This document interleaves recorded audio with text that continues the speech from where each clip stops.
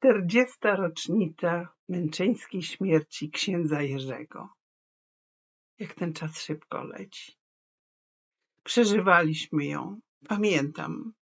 Byłam wtedy bardzo młodą mężatką i zastanawialiśmy się, kiedy przyszły pierwsze wiadomości, a to zadziwiające, że one się w ogóle wtedy przebiły, czy on jeszcze żyje.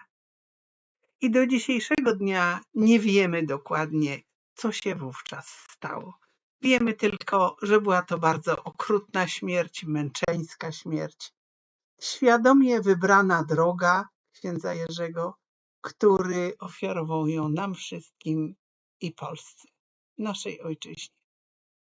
I proszę Państwa, to zadziwiające, ale 19, czyli właśnie w najbliższą sobotę, ta rocznica śmierci księdza Jerzego, 40. rocznica, zbiega się z marszem papieskim.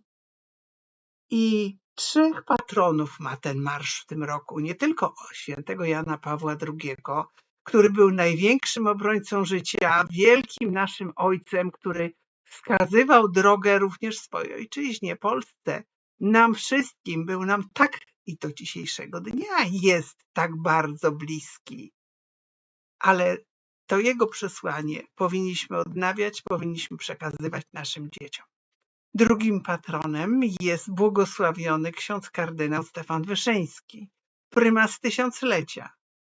Pamiętam jego śmierć, jego pożegnanie z Janem Pawłem II przez telefon, wtedy nie było innej możliwości. Jego zaangażowanie, jego obecność na Jasnej Górze, kiedy kiedyś jako studenci mieliśmy okazję go spotkać. I tą walkę o Polskę, która będzie żywa wiarą, która będzie wierna Panu Bogu. Jak to jest nam dzisiaj potrzebne? No i oczywiście ksiądz Jerzy Popiełuszko, skromny kapłan na Żoliborzu, który po prostu mówił prawdę i który opiekował się robotnikami, ale też bardzo się opiekował służbą zdrowia, która cały czas była narażona na najrozmaitsze pokusy i presję. Jedną z tych podstawowych presji była aborcja, którą wtedy można było zrobić pod każdym pretekstem, niby do 12 tygodnia życia dziecka, ale tak naprawdę to różnie bywało.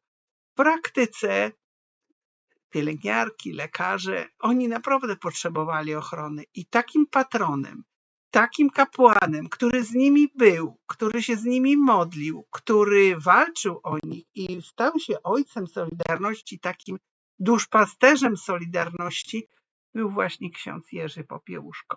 Myśmy bardzo przeżywali jego śmierć. Pamiętam, że kiedy pierwsze informacje się przebiły, że został napadnięty, że nie wiadomo, co się z nim dzieje, modliliśmy się i zastanawialiśmy się, czy on jeszcze żyje. Co z nim zrobiono? Do dziś dnia do końca nie wiemy, jak to było. Było to zakłamane. Pamiętam, jak siedziałam przed telewizorem, zaciskając paznokcie na rękach i słuchając całej rozprawy, która była mocno zakłamana, tych, którzy go zamordowali po prostu. I proszę Państwa, został uznany za błogosławionego, trafił na ołtarze, a my jako Polska Federacja Ruchów Obrony Życia przyjęliśmy go jako swojego patrona. Było to niejako oczywiste, że on jest właśnie naszym patronem, on, który non-stop przypominał słowa Pisma Świętego, że tylko dobrem można zwyciężyć zło i zapłacił za to najwyższą cenę. Natomiast faktycznie Polska wygrała. Czy Polska dzisiaj wygrywa? Czy wygrywa życie? Wracają niektóre sytuacje, wracają niektórzy ludzie, wracają bardzo trudne sprawy i bardzo jest nam potrzebnych tych 3 patronów. Z księdzem Jerzym na czele, który mówi, zło zwyciężyć można tylko dobrem. I my pokazujemy dziecko poczęte jako piękne, no bo takie jest prawda. Ono jest piękne. Macierzyństwo, ojcostwo, rodzina to jest nasza piękna rzeczywistość i jeżeli jej nie zakłamiemy, jeżeli niczego nie oszukamy, jeżeli będziemy żyć w prawdzie, to jest naprawdę piękne i radosne i idzie ku przyszłości. bo Jan Paweł II przypominał, że naród, który zabija swoje dzieci, jest narodem bez przyszłości. A my, Polacy, chcemy być narodem z przyszłością i dlatego przychodzimy na Marsz Papieski. On jest najbliższą sobotę, w 40. dokładnie tego dnia, w 40. rocznicę śmierci księdza Jerzego, przychodzimy na Plac Zamkowy pod Kościół Świętej Anny i stamtąd ruszamy w wielkim marszu na Żoliborz do sanktuarium księdza Jerzego.